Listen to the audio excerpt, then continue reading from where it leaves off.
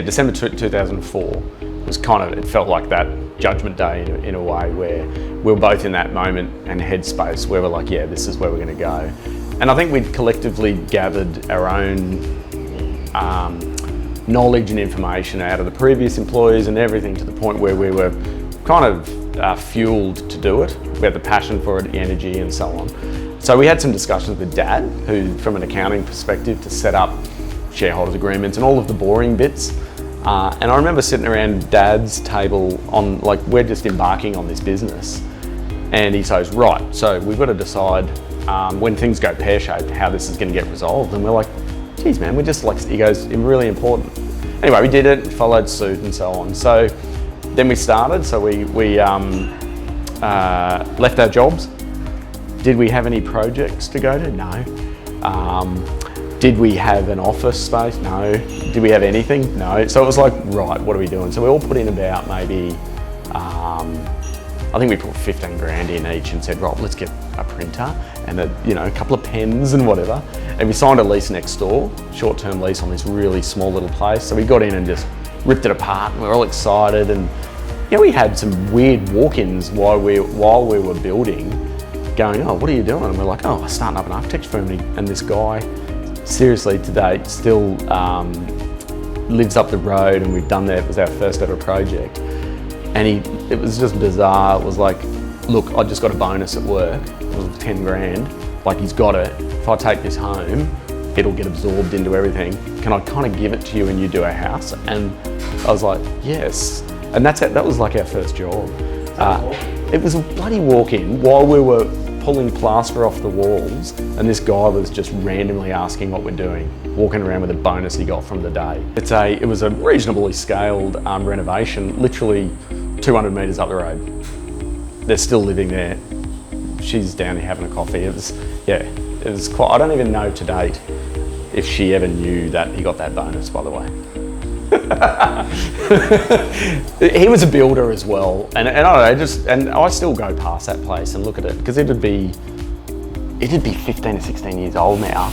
I still look at it and go, it sits perched up on the hill, and it'll always,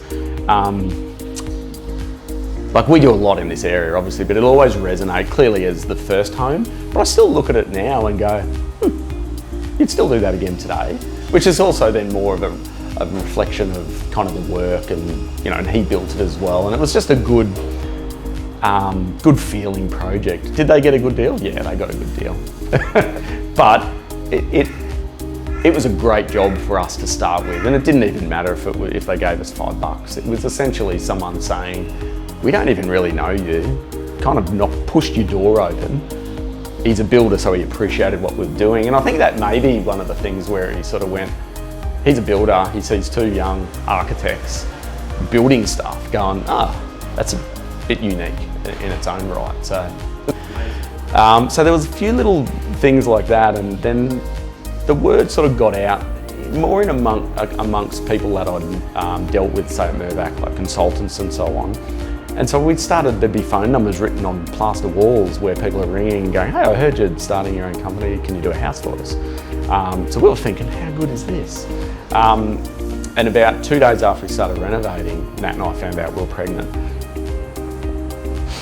Wow, how's this gonna work? Like, no jobs, no anything, and 9 months to kind of, get your feet sort of happening on the ground. But the first 6 months was just whirlwind. We're trying to get out there and talk to people and literally drum up business. And it kind of just grew from there, really. So a lot of it, to be honest with you, most of it came organically and word of mouth. So it was really about, and I think the beautiful thing about some of the places we worked at, even say Planet, which became Alivo, and they started to do bigger projects, they would still get inquiries for small projects. So they'd say, well, ring Tim and Shawn. Like, it's small, it might be someone's bathroom or their deck or something, but I guess there were people out there that they were getting asked, but they couldn't do it. They're happy to refer us, which is, as we all know, like a referral is kind of your best business. So we started with a lot of decks and dog houses. Do we still do them? Of course we do, because it's like you can't look back on what got you where you are, sort of thing. So if someone still wants us to do their bathroom renovation, sure, no dramas, because we still have staff of all different experiences, and maybe by taking on that project, number one, we can give that person a great bathroom that they want, and one of our staff who don't have as much experience can start to learn as well, a bit like where kind of we were. But you still question yourself going, am I doing the right thing? Should I be doing more? And we're always pretty open about it. We had really good chats, and even to the point where it's like, do we need to hire someone new? And then that, I think after about 6 months to 12 months, when you do, you start going, you don't sort of puff your chest out going, yeah, I've made it, but because you're then starting to go, hang on, if we hire someone, we've actually got to, we're responsible for them, you know, we're becoming adults, you know, and that snowballs in its own right, and you get the right people and they start actually, you know, I guess walking your walk, and you start going, this is great. We're building things, and you've got the ability to have people work with you, for you, or however you want to look at it, that are actually, they're growing from it, they're benefiting from it. Yeah, and I think that just sort of then just, I guess, promotes growth. And you just, as long as you keep doing good projects and you're doing the right thing, and your clientele, you're servicing their needs and everything, then they talk.